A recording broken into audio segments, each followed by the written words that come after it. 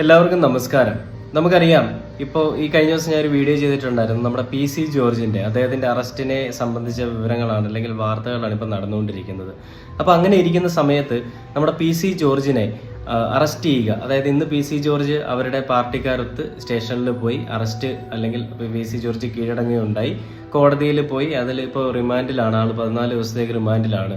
അപ്പോൾ ഇത്രയും ദിവസവും പോലീസുകാരെയും കൊണ്ട് PC ജോർജിനെ പിടിക്കാൻ കഴിഞ്ഞില്ല, അല്ലെങ്കിൽ PC ജോർജ് പിടികൊടുത്തില്ല എന്നുള്ളൊരു വലിയൊരു വസ്തുതയാണ്. ഓക്കെ, അപ്പം നമുക്ക് ഇതിന് ഈ ഒരു വിവാദ പരാമർശമായിട്ടുള്ള ഒരു ജനൻ TVയിലെ ചാനൽ ചർച്ച ഞാൻ പലയിടത്തും സെർച്ച് ചെയ്ത് നോക്കി. ചാനൽ ചർച്ച ഏതാണെന്ന് എനിക്ക് കിട്ടിയില്ല. അവസാനം ഇന്ന് എനിക്ക് കിട്ടിയതാണ് ആ ഒരു ചാനൽ ചർച്ച. ഞാൻ ഇതിലൊന്ന് ആദ്യം പ്ലേ ചെയ്യാം.